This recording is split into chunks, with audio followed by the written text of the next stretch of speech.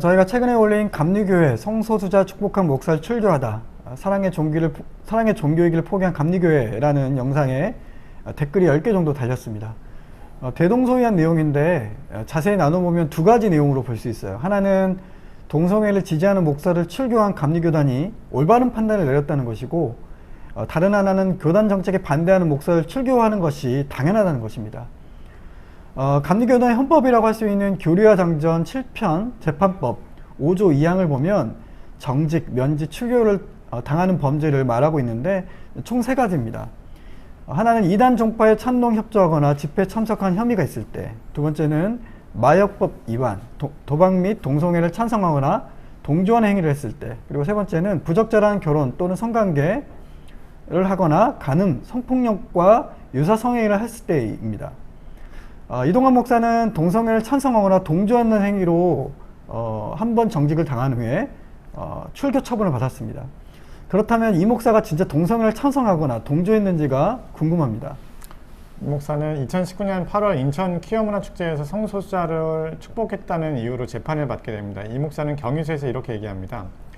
자신이 동성애자라는 것을 도저히 교회에서는 밝히지 못하고 이런 축제에 찾아오는 그리스도인들에 대한 긍휼의 마음이 나를 그 자리로 이끌었다. 부디 목숨을 끊거나 자신의 성향 때문에 좌절하거나 절망하지 말고 어떤 모습이라도 있는 모습 그대로 받아주시는 하나님께 나아가고 그분의 빛 가운데 죄사함과 자유함을 얻자고 간곡한 마음으로 권면하고 축복했다고 했습니다. 또한 이 목사는 자신이 퀴어문화축제에 참여한 것에 대해 사과의 뜻을 밝히고 교단의 이름을 걸고 외부 행사를 하는 일에 대해서 신중하게 행동하겠다고 밝혔습니다. 이 목사는 동성애를 찬성하거나 동조할 목적으로 성소수자에게 축복 기도를 한 것이 아니라 자신의 성향 때문에 좌절하거나 절망하지 말고 하나님께 나아가면 좋겠다는 극렬한 마음이었다고 합니다. 만약 여러분의 교회에서 오랫동안 알고 있는 교인 중에 한 분이 커밍아웃을 한다면 어떻게 하시겠습니까? 네, 쫓으시겠습니까? 아니면 그분에 대해서 기도하고 이렇게 품어주시겠습니까? 대부분의 그리스도인들은 후자가 되지 않을까요? 이 목사는 아마 그런 마음으로 성소수자를 축복한 것이지 동성애를 찬성하고 동조하는 것이라고 보기에는 조금 무리가 있습니다. 네, 교단이 이 목사의 출교를 결정하는 재판의 과정을 보면 성실하지도 않았고 공정하지도 않았습니다. 2020년 10월에 시작한 재판의 시작이 2년이나 지난 후 2022년에 끝이 납니다.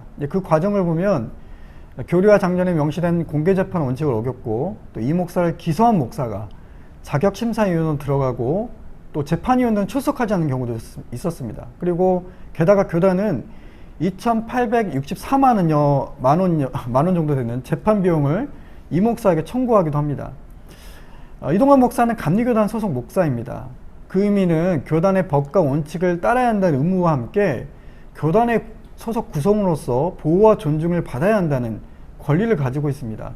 이 목사는 재판 과정에서 이 보호와 존중을 전혀 받지 못했습니다. 교단의 편파적인 결정도 문제가 있어 보입니다. 출교 처분을 하도록 명시하고 있는 범죄 항목을 보면 부적절한 결혼 또는 성관계, 동성 간의 성관계와 결혼을 포함하는 거죠. 이것을 하거나 간음, 성폭력과 유사 성행위를 한 경우가 있습니다. 저희가 찾아본 결과 감리교단에서 성범죄 문제로 출교당한 사례는 아직까지 없었습니다. 저희가 다 못 찾았을 수도 있는데 혹시 있다면 저에게 알려주시기 바랍니다. 최근에 저희 방송에서 다른 감리교단 목회자의 성범죄 문제에 대해서 교단은 솜방망이 처벌하거나 피의자의 편에 서서 피의자를 옹호하거나 피해자에 대해서는 무관심한 태도를 보였습니다. 동성애 문제에 대해서는 그렇게 예민하게 반응하고 청원을 빗발치게 했던 목사들이 성범죄를 저지른 목사에 대해서는 이상할 만큼 너무 조용한 거죠. 교단헌법에서 출교할 수 있는 범죄로 동성애를 지지하는 것과 성범죄를 동일하게 두었다면 출교 처분을 받은 목회자는 분명히 있어야 되는 거죠. 이동환 목사의 출교의 이유가 당연하다고 생각하시는 분들은 성범죄자들이 버젓이 목회 활동을 하고 있는 이 상황을 보면서 마찬가지로 분노를 하셔야 되는 거죠. 네. 마지막으로 교단의 법보다 성경의 메시지가 중요하다고 생각합니다. 교단법은 중요합니다. 하지만 성경보다 중요한 것은 아니죠. 성경의 가르침과 교회 역사를 통해 맞는 것이 교단의 법입니다. 그렇다면 성경이 뭘 이야기하고 있느냐에 대해 더 관심을 가져야 합니다. 성경에는 분명 동성애에 대해 부정적으로 말하고 있는 구절이 있습니다. 해석 여하에 따라 볼 수 있지만 그런 얘기는 여기서 하지 않겠습니다. 찾아보니까 동성애에 대해서 언급하고 있는 구절이 12개 정도 되더라고요. 그렇다면 사랑을 해라, 이웃을 사랑해라, 이런 구절은 몇 개가 있을까요? 모르긴 몰라도 12개보다는 훨씬 많을 것 같습니다.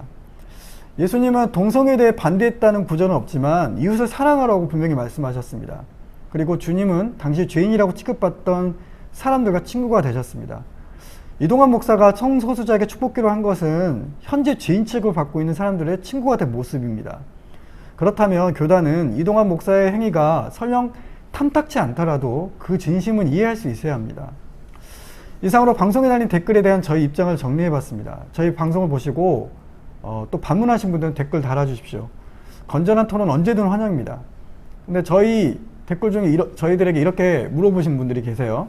그래서 동성애를 찬성하냐 반대하느냐는 내용인데 그분에게 이렇게 물어보겠습니다. 성소수자는 교회가 품어야 될 이웃입니까? 아니면 내쳐야 될 죄인입니까? 오늘 방송은 여기까지입니다. 시청해주신 여러분 감사합니다. 감사합니다.